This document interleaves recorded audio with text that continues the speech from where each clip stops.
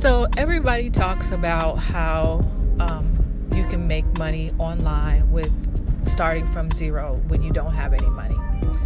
And although that's very sounds great, it's really not true. You always need money to start an online business. You definitely need some money to start an online business. You cannot start an online business for free. Now, the reason that they say you can start it for free because it's practically free compared to the old traditional way of starting a business. Back in the day, if you wanted to start a business, you had to have tens of thousands of dollars in startup capital to buy a facility or lease a facility. You had to, buy a lot of inventory. If you wanted to franchise, you had to buy a license to franchise. All of those things. And that was before you started selling one item. So relative to that, it is kind of practically free, but it is definitely not free, as in free. It is not. You have to have some money. You have to buy a domain. You have to set up hosting. You have to have a merchant account or, a way to take those payments. That costs money. If you're selling physical goods, you can drop ship, which will allow you to make a sale before you purchase the item. But still, getting started is not free. So, with that being said, I'm going to give you some ideas on how you can get some startup money if you are definitely working from zero. Like you have no money in the bank account to get started. Here are some ideas. The first idea is to sell stuff on eBay.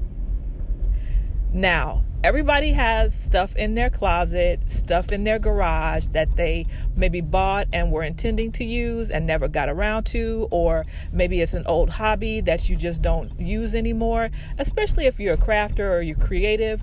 You thought you were going to get into, woodworking or welding, and it just didn't resonate with you. So you've got all the tools in the garage or in your shop, and you are not using them and you are not planning to use them.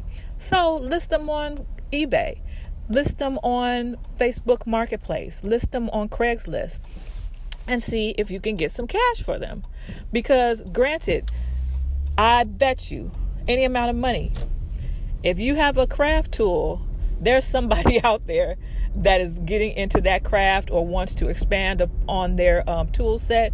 Crafters, like if you go on Instagram and check out craft rooms, crafters are obsessed. They have every tool in the toolkit and they're always looking to add to their collection. So you can get that sold, definitely. That will give you some startup money, some working money. And along that same vein, if you want to go old school with it, have a garage sale, have a neighborhood garage sale, and just, set up notices to your neighbors or to your friends and family and have them come out, make it like a barbecue or something, and tell them you're cleaning house and spring cleaning or fall,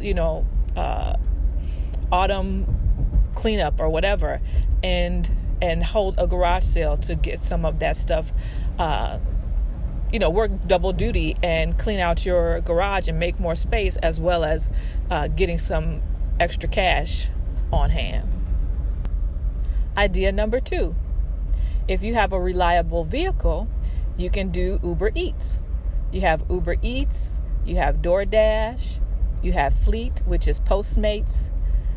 You have several options where you can drive and make short-run deliveries on your schedule and earn some extra money. Now, I have actually personally tried Uber Eats, and I didn't particularly care for it because for me, it was a lot of running around for like $5 a pop, and that wasn't, to me, worth my time. However, I do have other people in my network, my circle, that do Uber Eats, and they enjoy it. So I guess it depends on what your needs are, what your time availability is like, and, just kind of your personality. Idea number 2 is Amazon Flex. And especially during peak seasons like the holidays, you can make quick cash doing Amazon Flex. And basically with Amazon Flex, you are agreeing to make deliveries for Amazon. I'll leave a link below in the description if you'd like to get started and find out more about. But that one I do recommend, because to me, the pay for your time was a better trade-off, or not trade-off, but a better value for your time and gas invested, because you do have to take those things into account.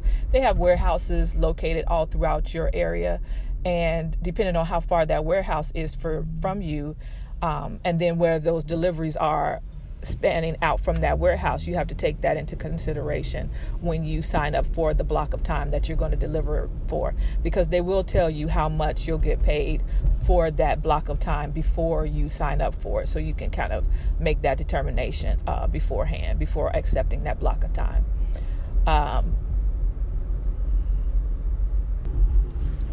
Another idea is, if you have a particular skill, especially for my crafters out there, if you have a particular skill that might be beneficial to your surrounding community, hold a workshop.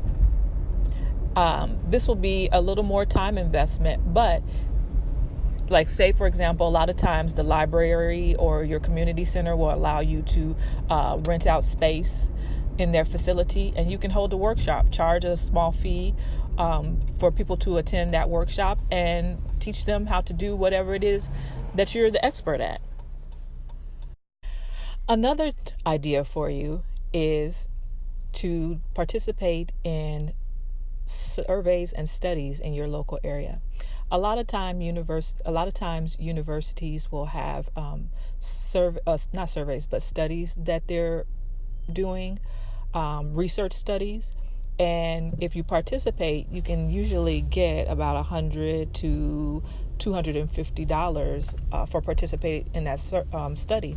And sometimes the studies go on for weeks, but a lot of times the studies are like an hour to 2 hours a pop.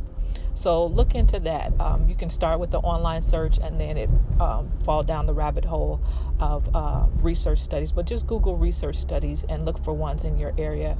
And if there are lists, get on those lists, and you'll start to get notices for when research studies are available in your area. There's usually like a few pre-qualification questions that they'll ask you, and if you qualify, they will select you and you can participate and earn some extra cash. So these are just a few ideas. I know when we're looking around for extra cash to fund our business, fund our goals, our dreams, our business goals and dreams, and you don't have a lot of money to get started, it can be frustrating and you feel like you're at a dead end, but you're really not. You just have to be a little more resourceful.